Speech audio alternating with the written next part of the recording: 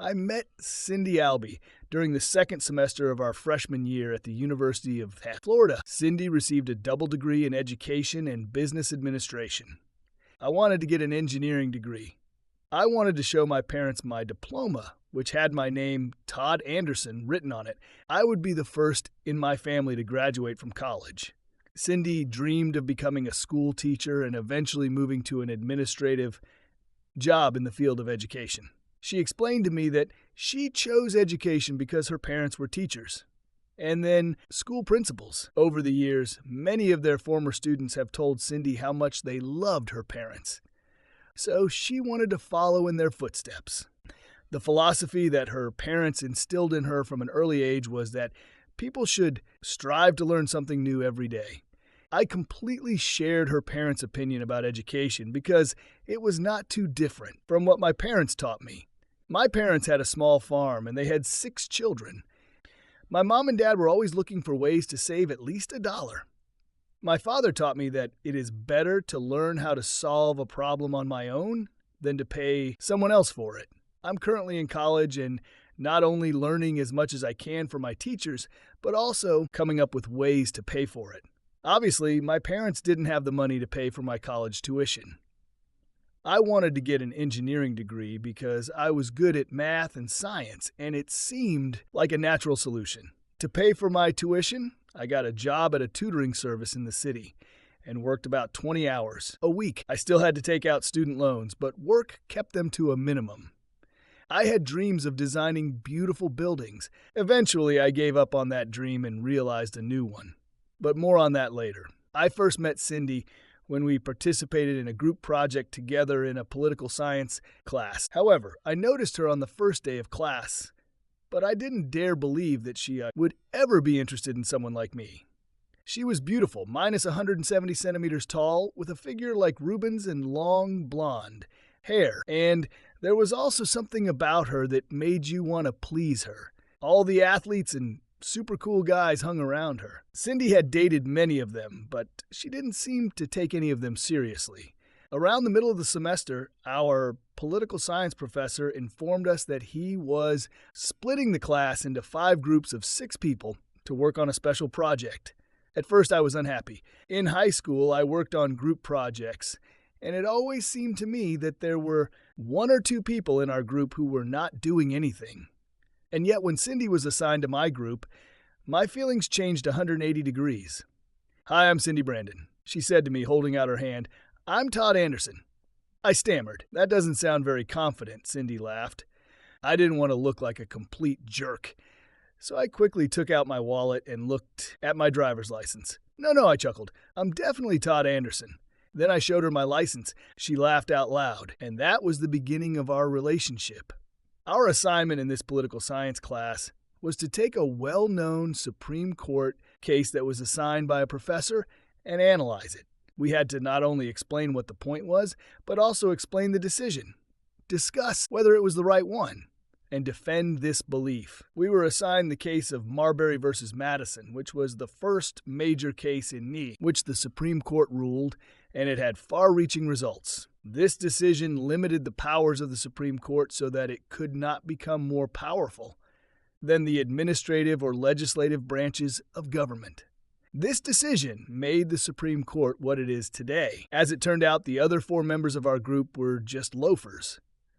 3 of them were members of the football team, and the 4th dropped out of school shortly before the end of the semester. Cindy, and I had to do some research and write a full report. I should have been angry that the other members of our band had abandoned us, but I was thrilled because I got to spend a lot of time with Cindy. We got along so well that we started dating, and then we became exceptional people altogether. In high school and college, I rarely dated anyone because I never had a lot of money, but it didn't matter to Cindy. She was happy to sit and watch TV with me or go for a walk. Going on a picnic or to the museum was a great event for us. I fell hopelessly in love with Cindy, and she seemed just as crazy about me. We got married right after graduation. For the first 5 years of our marriage, life was for the most part wonderful. Our new house was small, but it was all we wanted. Since our house was in a new neighborhood, we soon made a lot of friends, and our social life became very fun. Cindy got a job as an 8th grade teacher at a high school in northern Palm Beach County. I got a job at one of the big engineering firms in South Florida.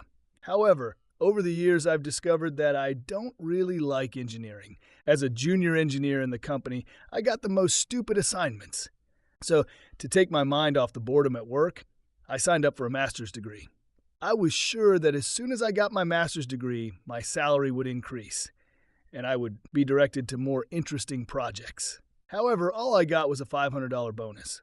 I was disappointed, but I told myself, to hell with them. I was going to continue and get my doctorate. Apart from the fact that my job was boring, I didn't have much to complain about. Cindy was doing great, and we were very much in love with each other. Financially, we were doing well, and we talked about having a baby. But as they say, all good things come to an end. The first unpleasant news was the message from my boss that I was being transferred from the design department to the inspection department. The little design work I did was boring enough, but the inspections were even worse. The second piece of news, which seemed good to me at the time, was that Cindy was moving to a new school, high school, to head the teaching department. This promotion later turned into a disaster. The third blow that struck my life was the appointment of Brock Turner as the principal of Cindy's school. He was a black former NFL player. Brock spent 5 seasons with 3 different teams. Dallas drafted him in the 3rd round as a midfielder, but traded him after 2 seasons, which was strange because he spent 2 good seasons in Dallas. In Seattle, Brock lasted only 2 years again, despite playing well. He was then traded to Philadelphia, where he had another good season, but injured his ankle in a playoff game. Philadelphia released him, and due to the severity of the injury, his career was over. When Brock realized that his football career was over, he tried his hand at television, because he was an incredibly charismatic personality. Unfortunately, this charisma was not reflected on the small screen. For some reason, on television, his charisma was perceived as arrogance. He was fired quickly and quietly. Then he got a job at a regional bank as a customer service officer. The bank was thrilled with him, but after about 9 months, Brock quit. He didn't like sitting in the office, so he started looking for a new occupation. He eventually got a job as a physical education teacher and football coach at a high school in a Philadelphia suburb. Brock worked there for 3 years and worked his way up from physical education teacher to deputy director and head coach of the football team. But the football team did just that. In the 3 years that Brock coached the team, they had a winning record, but they never advanced to the playoffs. When the principal of the school where Cindy worked retired, Brock applied and was hired. In the first year, I talked about Brock more than Cindy. I mean, he was a former NFL player. I admired him until I finally met him in person. I found him to be a self-centered narcissist. On the other hand, his wife April was charming, smart, and a little shy. She was also great. April reminded me of a smaller but much prettier version of Whitney Houston. I couldn't figure out what she saw in Brock. However, most of the school staff were fascinated by him, including my wife. I tried to unobtrusively explain to my wife that her boss is in fact a fawner. Cindy just laughed and teased me that I was jealous. I decided to be honest. Yes, I'm a little jealous. He is bigger than me, fitter physically, and was a professional football player. Cindy hugged me and said, "You never need to be jealous. He's only 5 centimeters taller than you. And when it comes to fitness, you don't slouch. What if he was a football player? I would marry you." She calmed me down and our life went on. Despite the fact that I was uncomfortable being around Brock, my wife insisted on dragging me to all school events where we always seemed to be sitting with Principal Turner and his wife April. Sometimes I managed to talk to her at these events, and I found out that Brock and April had been married for 3 years and had a little daughter, Tiffany. It was at one of these events that I found out what a real asshole Brock Turner was. If Cindy thought I was jealous, I wouldn't be a match for Brock when it came to April. The incident occurred at the school district's Christmas party. Brock just asked my wife to dance without asking me. I found it disrespectful and was a little annoyed that Cindy didn't even look to see if I agreed with it. I watched Brock for a while, who kept my wife at a respectful distance. I sat down next to April to talk to her. Brock and Cindy stayed on the dance floor for 3 dances in a row. but I didn't notice it because I was caught up in a wonderful conversation with April. I found out that she works as a part-time teacher at a local college, which was recently transferred to a 4-year course of study. She taught French and German. Her mother's parents emigrated from the Congo to France, and her father was German. Shortly before April was born, her parents emigrated to the United States. Since the college had only recently been transferred to a 4-year course of study, they were in the process of filling faculty vacancies. April hoped that her part-time job would lead to a full-time associate professor position. As we continued our conversation, she showed me photos of their daughter, who looked like a miniature copy of April. I laughed when April told me one story after another about the many cute things Tiffany did. When the third song ended, Brock and my wife returned to the table. Brock wasn't happy when he saw me talking to his wife. "You're in my place," he growled at me. I was stunned by his behavior, but I apologized and stood up. Then I asked if I could get something else to drink for someone. April smiled and asked for another glass of Chardonnay. My wife asked for a Coke. As I headed back to the table, Brock grabbed my arm and took the glass of wine. Then he growled, "Stay away from my wife or I'll kick your ass." "What's your fucking problem, man?" I asked, stunned by his attitude. "Just stay away from my wife," he said over his shoulder. A few minutes after the incident, Brock announced that he and April were leaving. His statement was sudden and unexpected, and the look my wife gave me was also shocking. On the way home, Cindy attacked me. "What did you do to upset Brock?" "I didn't do shit," I blurted back. "You must have done something because he was very upset with you," Cindy insisted. "He threatened to kick my ass if I didn't stay away from his wife. I just kept her company out of politeness while you guys were dancing, without even asking if everything was okay. What's that supposed to mean?" Cindy asked defiantly. "To hell with it. This discussion is over." I said through gritted teeth, "I don't want to hear another word about Brock fucking Turner." After the Christmas party, my concern about Brock turned into complete dislike. However, I didn't want to rock the boat because he was Cindy's boss. Fortunately, after the Christmas incident, Cindy barely mentioned Brock. About 3 months after the start of the new year, the economy plummeted. The commercial and residential real estate markets were particularly affected. At first, it didn't affect the company I worked for, as we had a lot of work to do. However, after a few weeks, everyone started to get nervous because there were no new orders. So I just sat back. But I knew that if the economy didn't improve, the company would eventually start laying people off. One day, Cindy came home very excited because she had been appointed the organizer of a profile meeting at school. I couldn't understand why she was so happy about it, because the only thing that could interest the students was that they skipped classes for 2 or 3 lessons. But Cindy was thrilled to be chosen to organize this event, so I gave her my full support. If I'd known she was so happy because Brock chose her, I wouldn't have lifted a finger. But as it turned out, it was good that I helped. She has already arranged for an accountant, a lawyer, a nurse, a programmer, and representatives of several other professions to make presentations. Cindy wanted to know if I could invite an engineer from the firm where I worked to give a short talk. The next day, I asked my boss, and he passed it down the chain. In response, it turned out that if I want to take a day off, I can go. Since this was done in order to help my wife, I agreed. The school meeting was supposed to last 2 hours, and 12 different specialists would be given 10 minutes to talk about their chosen field. However, when career day came, the 4 professionals either canceled the meeting or did not bother to come. Cindy was desperate and almost crying. I told her not to worry because I would replace the accountant, lawyer, car mechanic, and doctor. When it was my turn, I kissed Cindy and told her not to worry. Walking up the stairs to the stage, I saw a group of high school students who were bored to tears. The only reason they hadn't left yet was because they needed to get back to class. While my slides were being loaded into the audiovisual equipment, I began my presentation.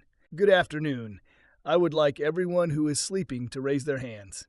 Of course, almost all the students raised their hands, and the assembled students laughed. I knew I had their attention. I hope that what I'm going to share with you will be interesting. And if this is not the case, then at least my presentation will save you from studying for another lesson or two. There were cheers from the students. Taking a deep breath, I started. I'm an engineer, but I'm going to talk about 4 or 5 different professions. In addition, I'm going to give you some good tips on how to succeed in everything you face, including graduating from high school with as little stress as possible. Hearing this, many of the students laughed, but still straightened up. I really got carried away with this case. I started by telling them an engineering joke. You all probably think that engineers are just a bunch of bores, but they're not. Let me tell you a story about which engineers are really practical. Then I continued to tell my story. One afternoon, an engineering student was riding around the campus on a shiny new bike. He met a friend, also an engineer, who said, "Wow, it's a really great bike. Where did you get this?" "Well, an incredible thing has happened," said the first engineering student. "A girl drove up to me, got off her bike, took off all her clothes, and said I could take whatever I wanted." "Wow," said another engineering student. "That's great. An excellent choice. Her clothes probably wouldn't fit you anyway." Then I added, as I said before, engineers are very practical. This caused a burst of laughter. Then I moved on to a presentation with slides, showing all kinds of buildings and structures. I showed the Carpet Museum, the roof of which looked like a rolled-up carpet. Another building was called the Crooked House, and seemed to tilt in several different directions at the same time. The other building looked like a huge picnic basket. At the end of the slides, I showed a 9-story building of an inconspicuous appearance and asked if anyone could guess what the uniqueness of this building is. After 5 or 6 answers, I finally said, "You guys will never guess this. What you're looking at is the largest brothel in Europe. It has 9 floors and is located in Germany, if you are interested." This caused cheers from the boys and fool from the girls. Then I jumped from one profession to another, explaining what the average salary is, as well as the education required to get into each profession. I added even more jokes and tips to my report on how to study and how to take tests. Then I shared with him my long-held belief that if you want to succeed at anything, you must constantly strive to do your best. I explained that it sounds counterintuitive, but the truth is, if you don't try your best, how can you ever get better? I also told the students that there is no such thing as a stupid question, and that asking for help was never stupid. Only stupid people don't ask questions or ask for help. I talked a little bit about those who did not want to go to college, but preferred to work in their specialty. I explained that if they were interested in this direction, they would go for it. They would probably make more money than most people who graduate from college. I was having a lot of fun and didn't realize that I had spent more than my allotted time until Cindy gave me a desperate sign to finish. Nodding to my wife, I concluded my speech with a final piece of advice. Sooner or later in life, each of you will have to make a public speech. This is one of the biggest fears that people have. According to some polls, the fear of speaking out surpasses the fear of death. However, for most of you, there will come a time when you will have to make a public speech. When the time comes, don't forget to stand up straight when you give a speech so that everyone can see you. Speak firmly so that everyone can hear you. Then make your speech as short as possible and sit down quickly so that everyone can evaluate. Thank you.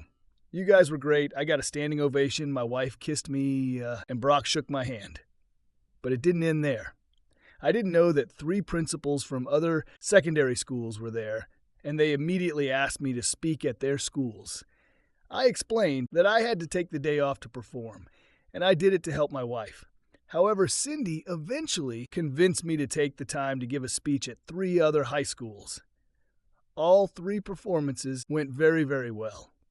In fact, at the end of my last speech at a high school located in a poor neighborhood, the principal told me that he would like me to be his teacher. I was on the rise in those days. But as I later discovered, the good times were over, and the bad times were waiting for us. One Monday morning, I was called to my boss's office and told that I was fired. The severance pay was fair. I was paid my salary for 3 months, including the payment of my health insurance. When I returned home and explained that I had been fired, the first thing Cindy said was, "Oh, great. How are we going to pay the mortgage now?" I just looked at her and said, "Thanks for the support." Then I took a beer out of the fridge and headed to our den. Cindy and I used it as an office. I turned on my computer and started looking for a new job.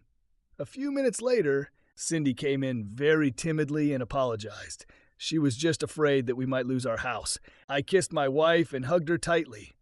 "Don't worry. The company paid me 3 months severance pay. I'm sure I'll find something before that." But because my severance pay was coming to an end, and I still hadn't found a job, Cindy kept increasing the pressure for me to find her.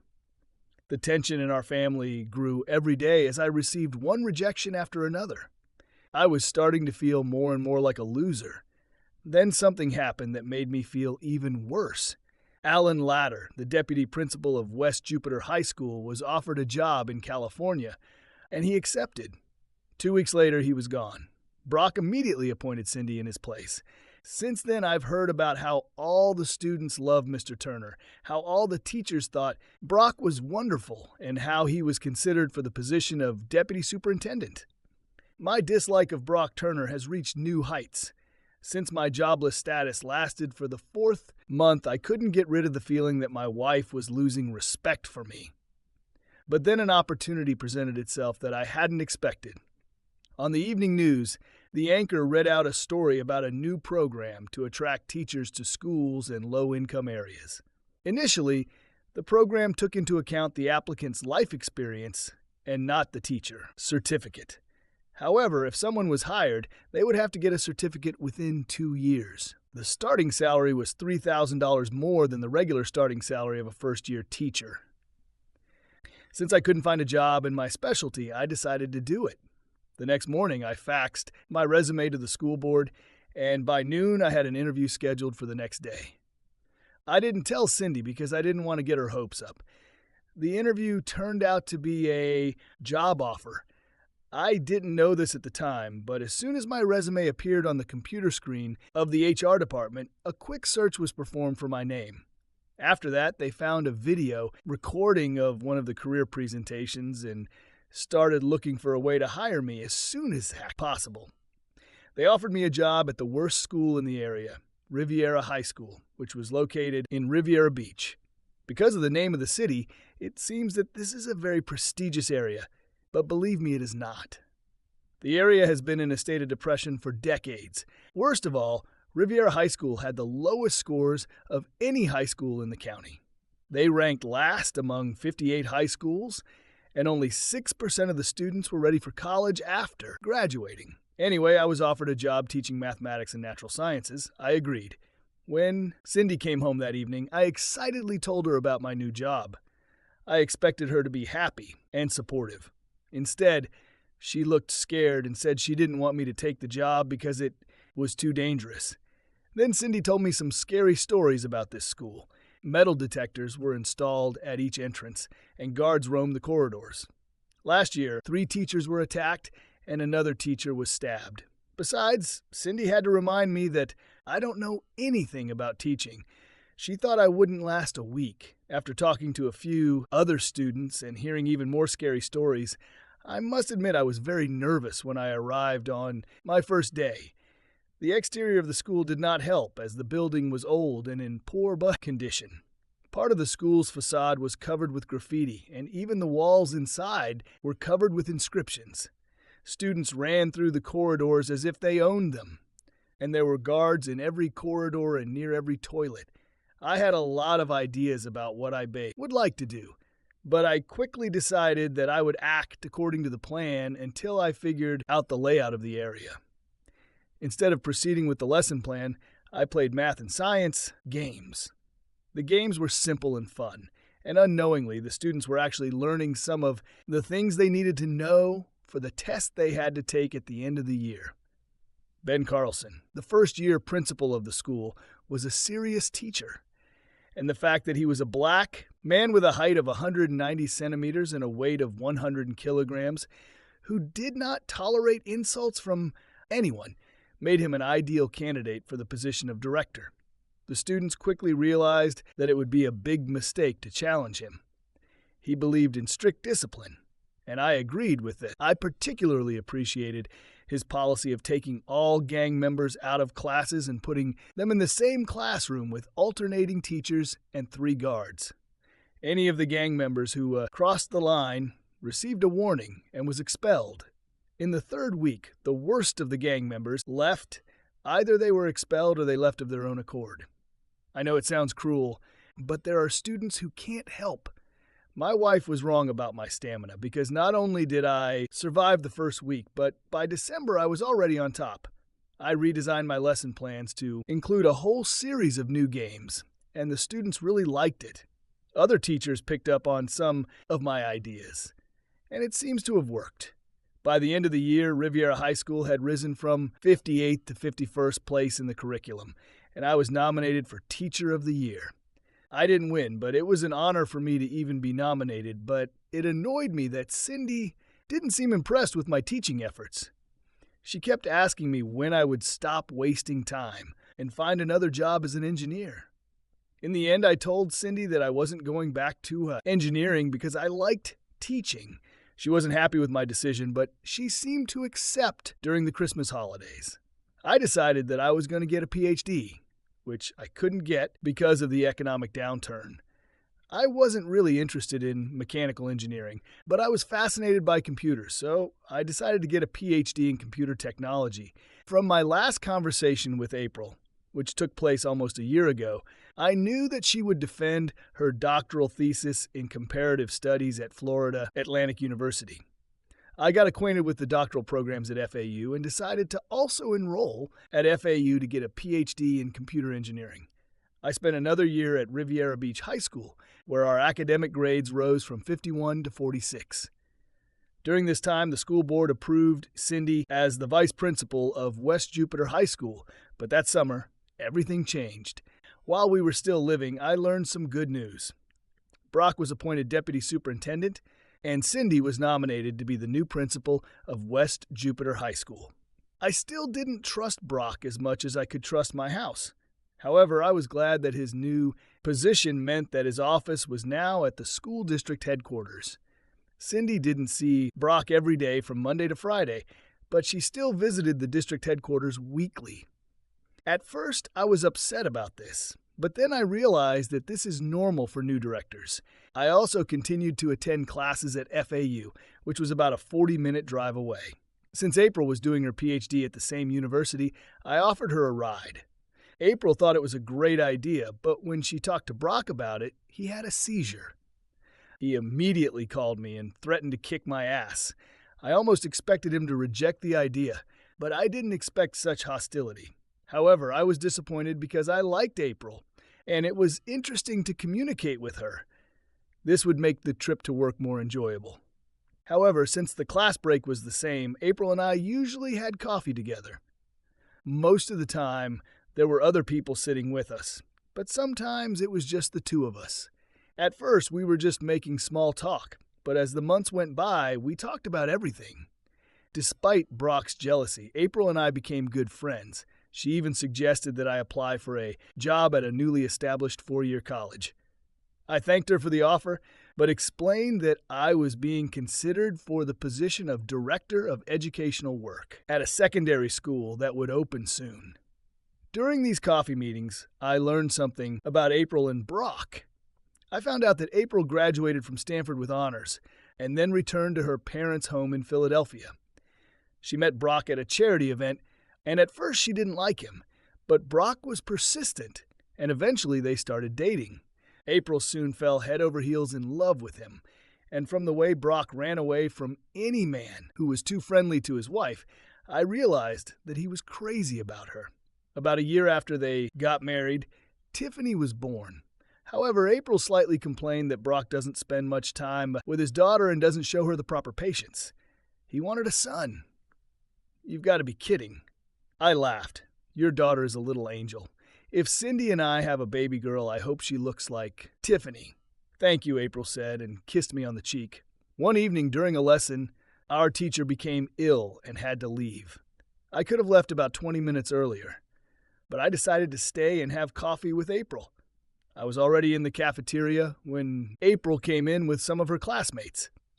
I picked up the cup of coffee I had already bought for her, and she headed over to where I was sitting while her classmates want to get something for themselves. You didn't have to do that, Jacob, she said, smiling. That's not a problem. I smiled back. I've been here for 15 minutes or so. When I came back for the second cup, I realized that in a couple of minutes you will have a break in class. So, actually, it wasn't a problem. Did your classes end early? April asked, blowing on her coffee. Yes, the teacher is ill. April was silent for a few minutes, and then said softly, I envy you, Jacob. I should have moved on, but Brock didn't make it any easier for me. Now he insists that I have another child in the hope that I will have a boy. But if I do, then my efforts to get a doctorate will be delayed for years. I won't have a chance to get an associate professor position. So I told him that I wouldn't have another child until I got my doctorate. He was unhappy. April took her cell phone out of her purse and said softly, Damn it. Problems? I asked. I need to tell Brock that I have to stay for a meeting with my consultant, but my phone is dead. Can I borrow yours? Sure, but do you think it's wise? April thought for a moment and then nodded. You're right. There's no point in teasing the bear. Amy, can I use your phone for a minute? April quickly dialed her husband's number, and I heard her say the second damn that evening. Is there another problem? I asked. Yes, April said irritably. I told Brock that his mailbox was full 2 days ago, and he still hasn't cleared it. Jacob, could you do me a favor? Of course. What do you need? April opened her backpack and found a piece of notepaper and an envelope. She quickly wrote a note and sealed it in an envelope. Could you take this note to my house on the way? Will Brock be upset? Just tell him that I tried to call him, but his damn mailbox is still full. So I caught you just as you were about to leave, and I asked you to leave this note. I don't want him rushing here because I'm an hour late. Although I wasn't thrilled to give the note to Brock, I agreed. I reasoned that he shouldn't get too upset. I was just passing on a message from his wife. But then the old proverb about killing a messenger ran through my head for a few minutes before I laughed at myself. As I turned onto Turner Street, my nervousness turned to confusion when I saw my wife's Volkswagen parked in the driveway of Brock's house. For the life of me, I couldn't think of any reason why Cindy would be at Brock's house. I parked on the street trying to figure out why my wife was at Brock Turner's house at such a late hour. I tried to convince myself that Cindy must have a perfectly logical reason to be here, but nothing came to mind. I had a very unpleasant feeling in my stomach, so I decided to quickly inspect the house. The lights were on downstairs and the blinds on most of the windows were down. I walked slowly around the side of the house. I had never been to Brock's house, so I had no idea how things worked there. The first window I looked through turned out to be a living room. The next room was the kitchen, and the third was the dining room. When I walked around the back of the house, I found that the curtains in the fourth room were almost completely lowered. However, 2 of them were not fully lowered, and one of the windows was not closed. What I saw shocked me. Brock was sitting in a straight-back chair with no arms. A moment later, my heart stopped. Then Cindy came into view. At that moment, I had the presence of mind to pull out my phone and turn on the video camera. I can't believe what a big thing you have, Cindy giggled. Come here, Brock growled. Paralyzed, I watched my wife make love to Brock. Let's go upstairs. We have time for one more round before April gets home, Brock commanded when they parted. When will we be together all the time? My treacherous wife asked. Soon, baby, he said, hugging her. I need time to get my finances in order. I don't want April to rip me off. Cindy giggled and headed for the stairs, Brock following her. I stumbled back to my car and drove to the first parking lot. There I burst into tears and screamed in pain. How could Cindy betray me like that? I screamed over and over again. We talked about having children, and now she hopes to get pregnant by her lover. Now that the initial shock had passed, I was as angry as I had ever been in my life. There was no doubt that my marriage was over. The only question was how much pain I could cause them both. I had a video, but I didn't think it would cause them any suffering if they were in love. But at that moment, I had no idea what kind of revenge I could take on them, if at all. But then my thoughts of revenge faded into the background when I thought about April. According to Brock, he was going to leave his wife with virtually no means of support. I should have warned her. I got to the university in record time. I raged and cried all the way to campus. Even though I arrived on time, I was afraid April would have already left. I was relieved when I noticed her car among about 24 others scattered around. April came out about 10 minutes later, and I got out of the car to meet her. She immediately noticed how upset I was and was very worried. "Is something wrong?" "What is it?" she asked with deep concern. "Did something happen to Brock or Tiffany?" I shook my head. As far as I know, physically they are both fine. However, I have some very unpleasant news that I have to share with you. Your husband and my wife are having an affair. It's not funny, Todd. April snapped. "I know you don't like my husband, but I won't have you making up lies about him. I wish it wasn't true, and I wouldn't have believed it myself if I hadn't seen them and made a video." April dropped her book bag when she started shaking. I packed her things and said, "We need to talk. As painful as it is to see, you should know that I'm not making any of this up." I put her in the passenger seat of my car. Then I started the video and handed her my phone through the open door. April started sobbing uncontrollably even before it was over. I took the phone from her and knelt down to be at the top level of her face. "I know it's all so sudden," I sympathized, "and you haven't had time to process it all. But I've already decided that I'm going to divorce Cindy. Judging by what Brock said in the video, he plans to hide his assets before divorcing you." "I didn't hear that," April said, looking confused, so I scrolled through the video. After seeing it a second time, April was no longer shocked. She was furious. I've heard rumors about Brock before and during our marriage, but I didn't believe any of them. But if he thinks he's going to run away with your wife and leave me in the lurch, then that's not what awaits him. April realized what she had said and apologized. "I'm sorry to say that about your wife.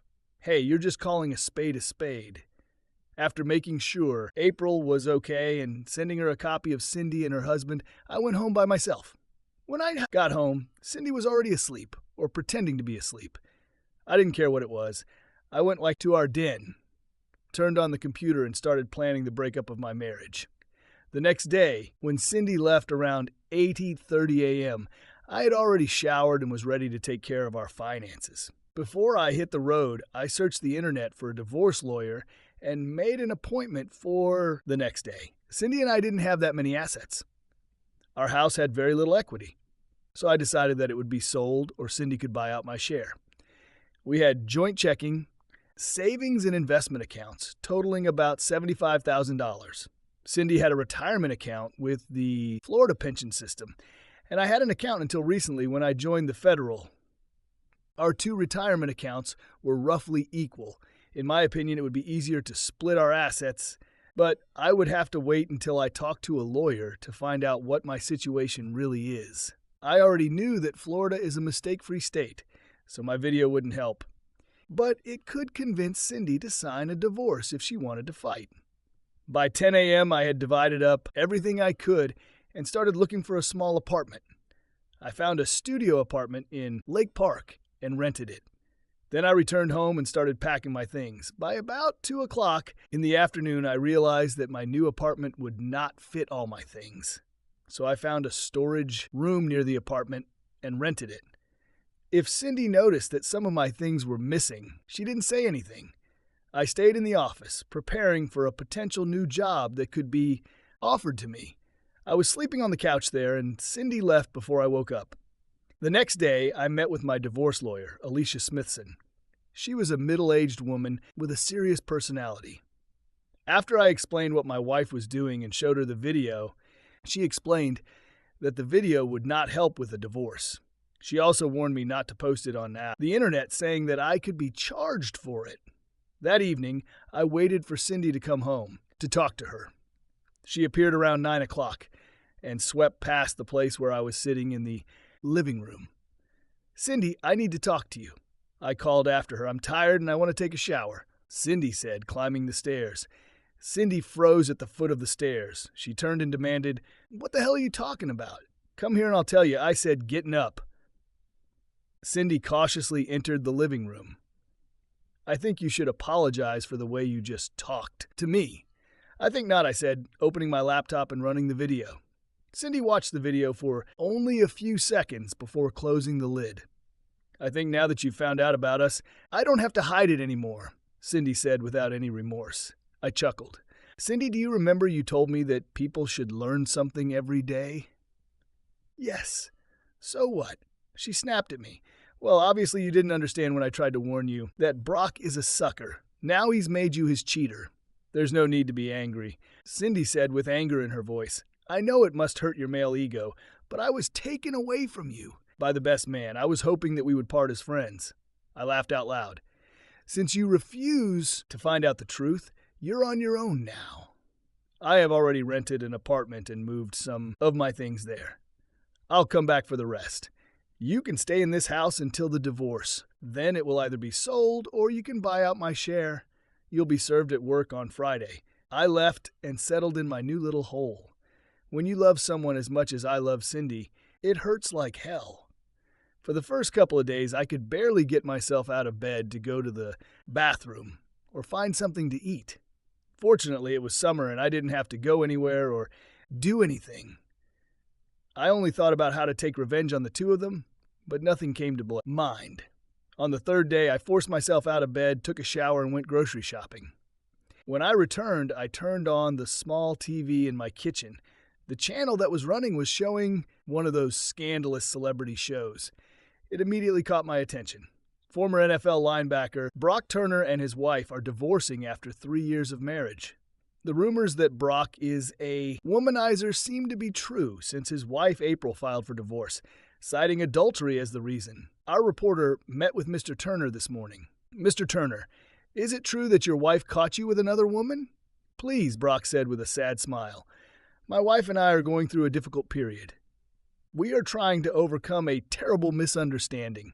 We would like to be alone as we work to make our marriage stronger than ever. I was not particularly satisfied. I haven't spoken to April since I first told her about what her husband was doing to my wife. For some reason, it seemed terribly unfair to me that he had ruined my marriage, and as far as I knew, he and April were trying to mend their relationship.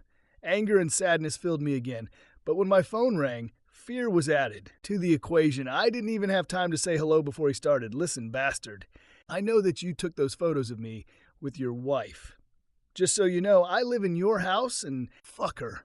And be sure to watch the 6 o'clock news tonight, because your ass is in my hands. I was shocked that Brock called me, but in the few seconds that I thought about it, I realized that it doesn't take a genius to guess that I shot the video. Even though this man was intimidating, I wasn't going to show him that I was scared. Well, you're lucky, because Cindy's going to be my ex-wife soon, I said with more bravado than I really felt. Besides, if you live there, I assume you haven't been able to clear up this terrible misunderstanding. Just watch the 6 o'clock news, you bastard. You won't be so smug after that. After that, he hung up the phone. I was worried about what Brock could do to me, and at 6 o'clock I turned on the local news.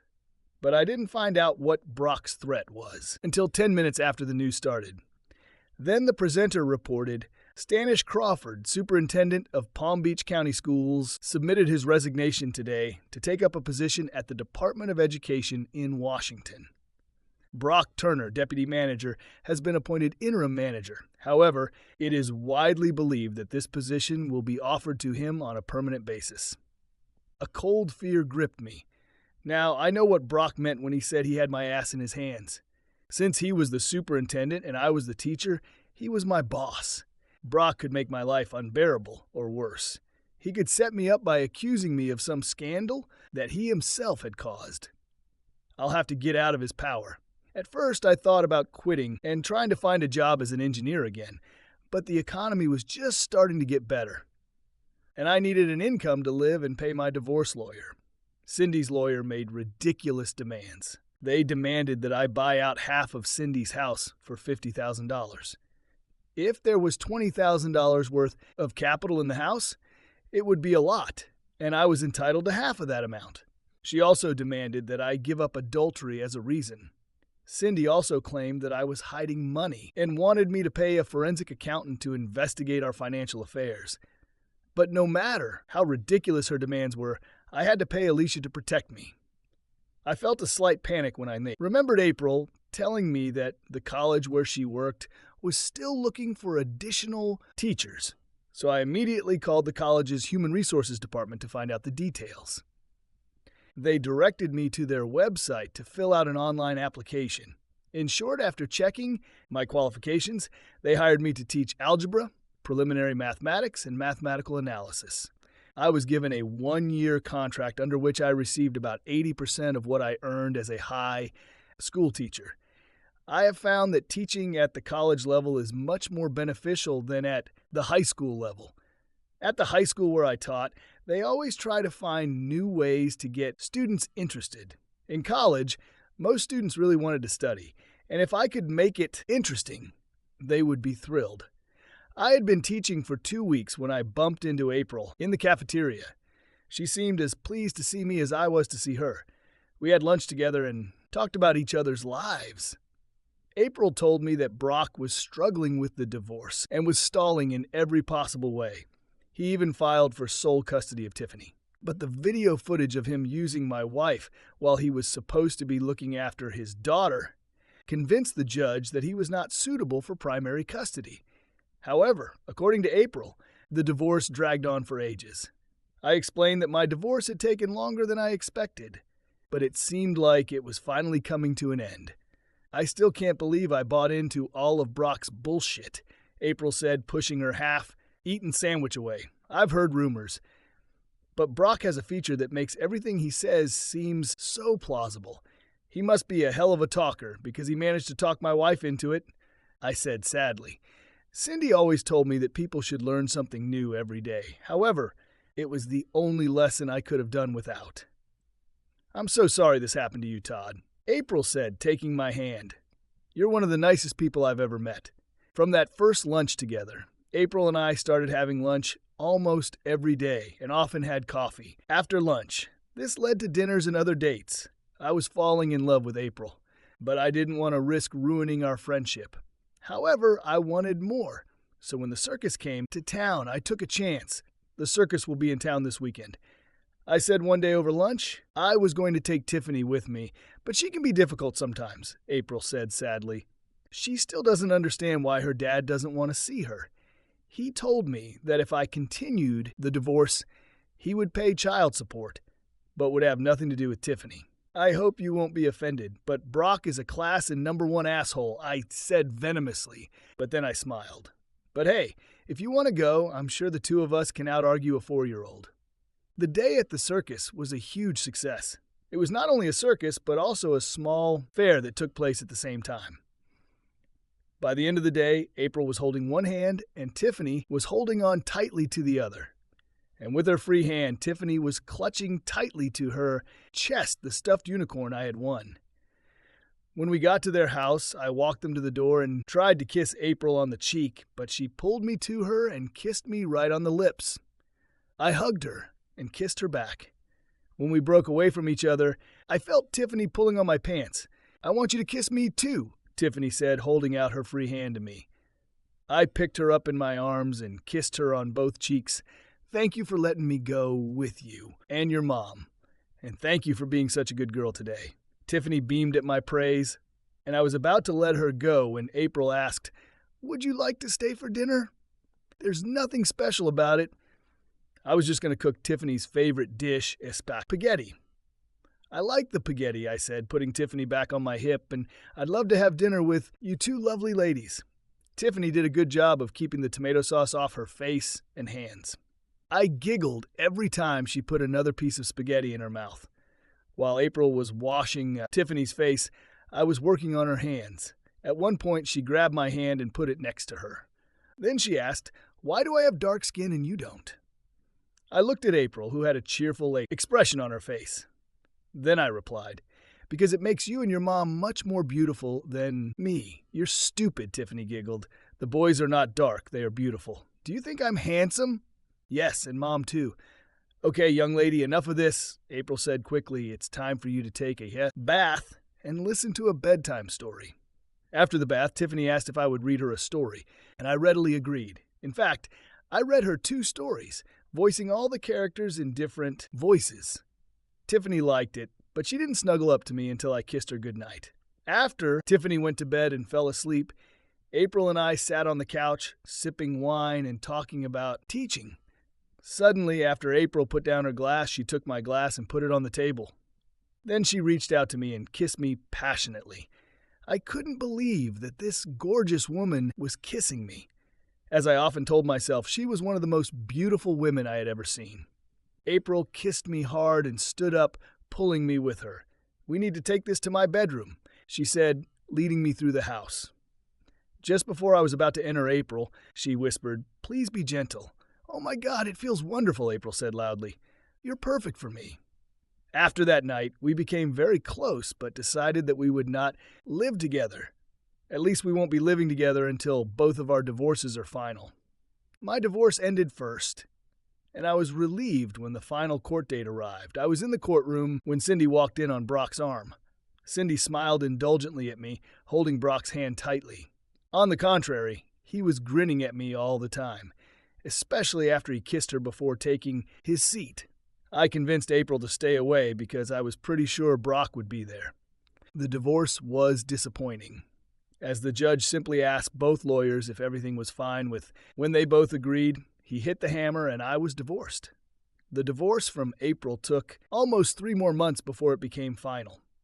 But during this time, April and I defended our doctoral dissertations. Soon after, April was promoted to associate professor. On the other hand, I was not offered a professorship, but was offered a 2-year teaching contract, whereas the college has never offered anyone a contract for more than 1 year. Of course, this was a result of the fact that my classes were so popular that each of them now had its own waiting list. I also agreed to teach an additional math preparation course because there were more than enough students on the waiting list to fill a new class.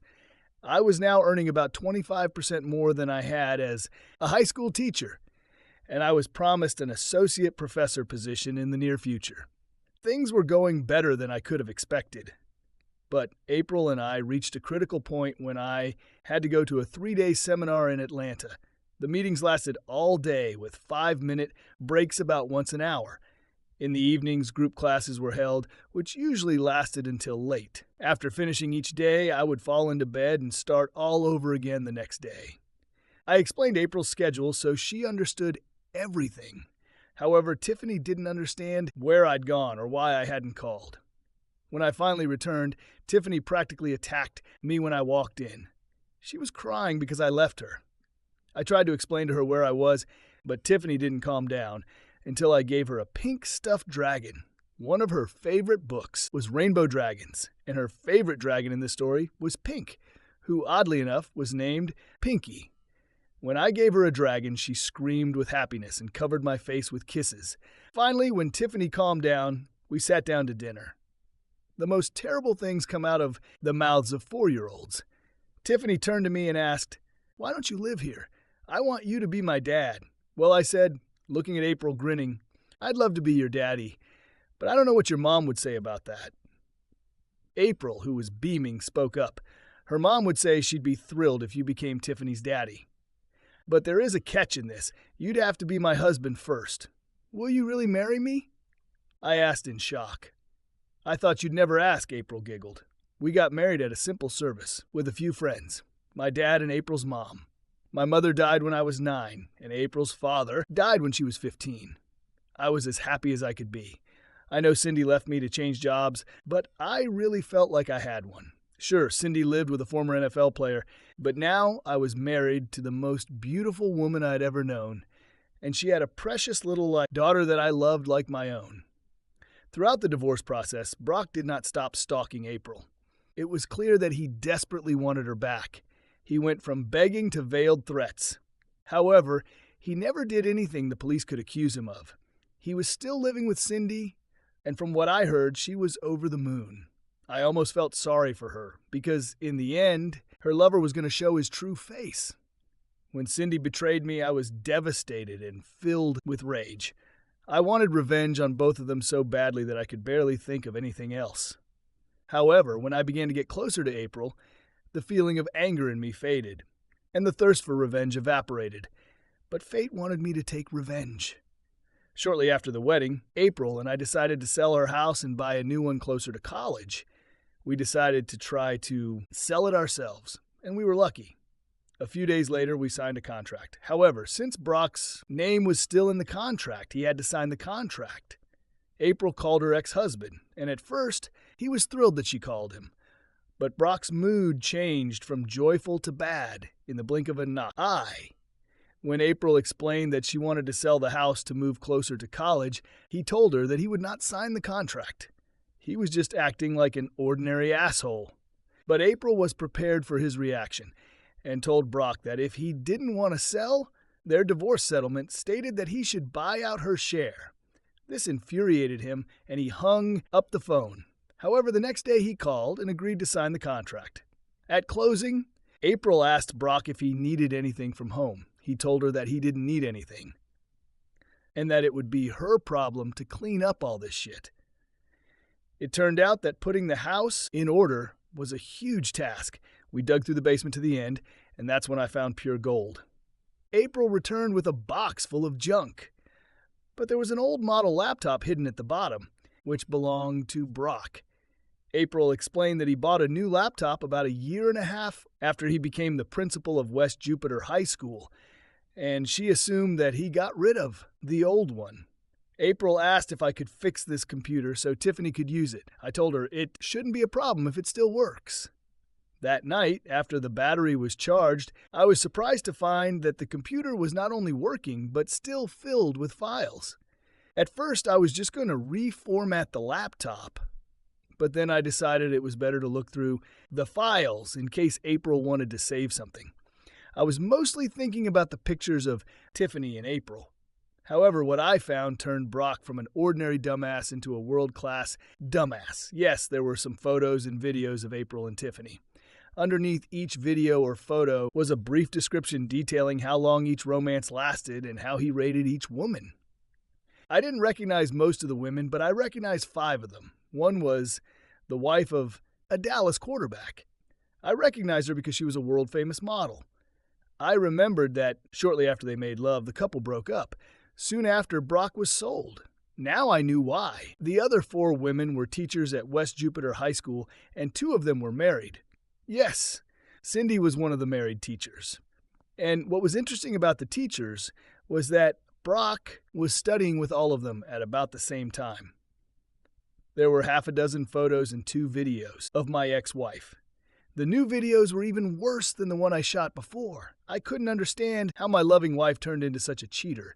But what he wrote about Cindy made me laugh.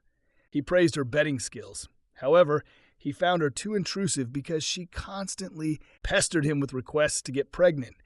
He was thinking about making love to her just to annoy her husband. I was going to just delete the files, but then I thought this was my chance to get even a little bit. So I downloaded all his women onto a USB stick and continued searching on the computer. What I found next made Brock the biggest dumbass in the universe. He left all his financial documents. I couldn't believe it. Brock left a full financial statement with all his accounts, account numbers, and passwords. He was not truthful about all his assets when he was going through the divorce procedure. He had accounts in the Cayman Islands and other accounts in California that were not mentioned in the list of assets he presented to the court.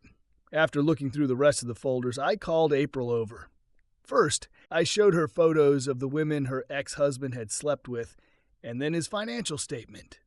I do not know what angered her more, the women or the money. In the end, I think it's all the women's fault. I found out that Brock slept with her bridesmaid and all her maids. He also slept with her cousin. After that, events developed rapidly. April brought Brock back to court for hiding family property. He could have been jailed, but instead the judge awarded April 65% of the year hidden property. A significant portion of the additional money she received went to the college fund for Tiffany. The other part was for a down payment on a house 2 blocks from the college campus. After the divorce, I continued to live in this tiny apartment, so my expenses were minimal. From what I managed to save, plus from what I received after the divorce, I was able to pay the first installment for April. I haven't decided yet what I'm going to do with Brock's book, 10 Best Men, but I carried a flash drive with me in my pocket until I decided, and she would have stayed there if it hadn't been for what happened at the student fair at the convention center in West Palm Beach. I was asked to be one of the speakers, and April canceled classes to come with me. There were about 40 colleges, large and small, at the fair, which placed their stands. High school students from all nearby high schools were bussed in to have a chance to chat with college and university representatives. Then there were several seminars on how to apply for college, how to choose a major, and how to study and succeed in college. I was sitting with a representative of our college when I heard the voice of the person I despised the most. Brock Turner. Look at this, Cindy. Brock said with a grin on his face, "This is your loser ex-husband." "That's funny, Brock," I said with a fake smile, "because that's what your ex-wife says about you. You're such a jerk, Todd." Brock said, blushing, "I'm going to teach you to think about who's better than you. Just ignore him, Brock." Cindy said, grabbing his arm, "He's not half the man you are. Don't stoop to his level." Brock looked at Cindy and then at me with a nasty smile. Then he bent down and kissed Cindy on the lips. She melted into his arms. When they parted, Brock grinned at me. It made me make a decision for myself. As they turned to leave, I called out to Cindy, "Cindy, I found these photos of you on the computer. I thought you should have them. You always told me that people should learn something new every day." She took the flash drive, muttering, "Thank you." I didn't know that. April had witnessed this conversation and came up to me at that moment. She hugged me and kissed me on the lips. "I'm sorry I've been away so long, darling." "What the hell?" Brock said with a stunned expression on his face. Then his face turned bright red when he saw April's pregnant belly. "Oh, hi, Brock," she said sweetly. "Have you talked to my husband?"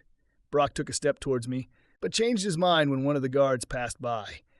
He continued walking with Cindy, but looked back 2 or 3 times. He seemed worried. That night, April and I were lying in bed, and I was applying lotion to her stomach. We hardly paid any attention to the announcer until he started a new story. This evening, police were called to the home of School Superintendent Brock Turner regarding a report of domestic violence. We don't have any details at the moment, but Mr. Turner apparently suffered a non-life-threatening stab wound. At the moment, all we know is that the superintendent is in the hospital and the woman, Cindy Albee, has been placed in the county jail.